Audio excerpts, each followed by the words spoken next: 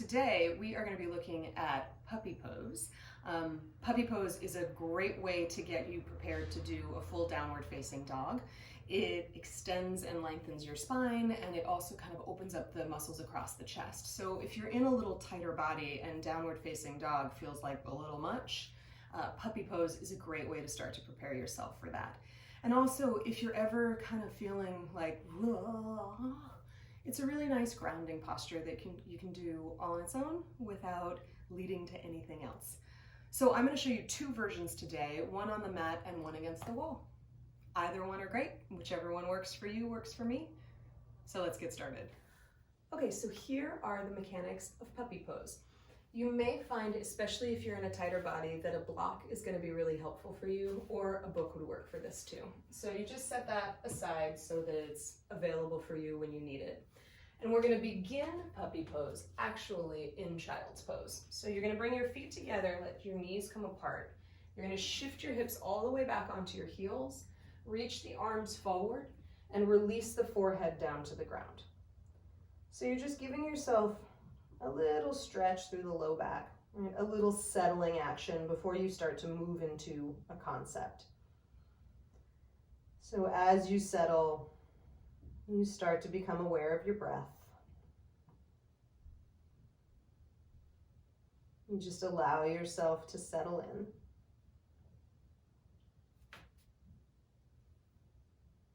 And then from here, we're going to shift forward onto all fours. Right, so your shoulders are stacked right up over your wrists. You can adjust your knees so that they're hips distance apart. And I just want you to get acquainted with the mechanics of your arms here. So on breath, you're going to inhale, shift back towards a child's pose and keep your arms reaching forward. That might already feel like a lot of sensation. And then exhale, shift back forward onto all fours. And then inhale, shift it back. And then exhale, shift it forward. And then let your attention shift from your arms to your hips and just notice what it feels like to shift those hips all the way back towards a child's pose. And then exhale what it feels like to keep those hips stacked right over top of the knees. One more time, inhale, shift it back towards that child's. And then this time, exhale, shift it up onto all fours. So now your hips are going to stay stacked right up over your knees. They're not going to move, but you're going to begin to walk your hands forward. So your arms are going to resemble that child's pose. Your hips are going to resemble this all fours position. So just start to walk your fingertips forward, any amount. Keep the hips as they are, and as you start to walk the hands forward, you start to lower your chest down towards the ground. This is extended puppy pose. So you may find, if you're in a tighter body and like this is as far as you can go, you take a block and you place it underneath your forehead. So your arms are reaching, but you can kind of relax into it. And the lovely thing about the block is that it's got a lot of different settings. So your hips are stacked, right? The tops of your feet are pressing down into the floor. And then when you start to find a little bit more openness, maybe the block comes down another notch. And you walk those hands forward. This is the extension through the spine. It's a little bit of strengthening in the arms too, as you open up across the front of your chest. And then when you start to feel a little bit more open, you come down to that next level. Those arms might start to get a little tired, so you take breaks whenever you need them. And then eventually the block goes away completely and you rest the forehead down into the floor.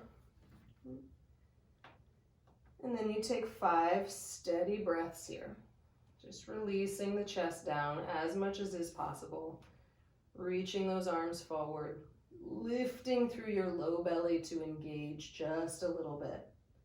Right, so you stay supported in your lower back, even as you're opening up that upper spine. Take one more inhale here. And then exhale, walk the hands back. You come back to that all fours position, and then you can shift yourself back into a child's pose, this time bringing the hands behind you just to give yourself a little rest, a little settling.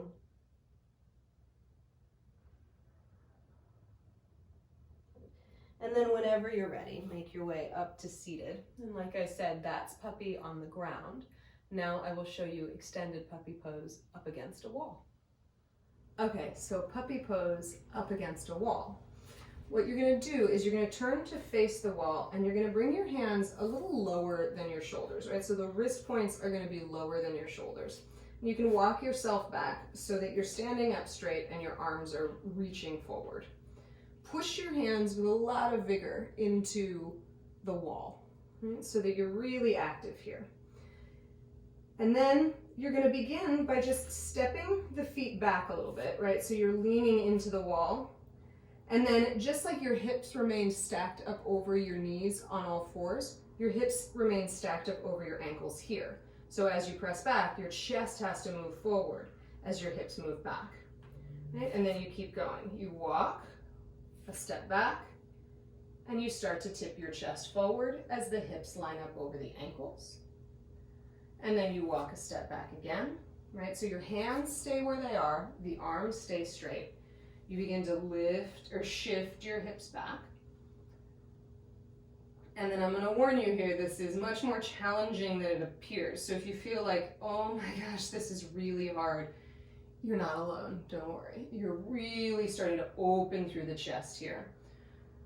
So you go to your full potential, right? You go back as far as you can, where you can sink your, I went a little too far, you can sink your chest while keeping your hips stacked up over your feet. Lift a little bit through your low belly. Press the hands down into, or press your hands into the wall, and then see if you can lengthen the crown of your head forward, kind of like a little turtle poking its head out of its shell. And then you may find you want to walk your hands down a little bit. Give yourself 5 breaths here. Really finding that press through the feet, the lift through the low belly, the length through the crown of your head, and the press through the palms.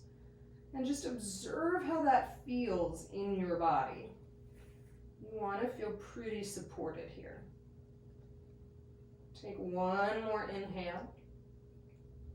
And then exhale, start to walk your feet in. Start to walk your torso right back up. You can allow your hands to rest at your sides. Enjoy what it feels like to come out of extended puppy up against the wall. And just know that working those actions are the most important aspect to beginning to open yourself up for your dog. So it doesn't have to be perfect. You just give it a shot and work the actions and be patient. And that's it. If you have questions, of course, go ahead and ask in the comments section. And if you enjoyed that, like the video and subscribe to my channel so that you can be alerted when new tutorials land. And I'll see you next time on the mat. Bye.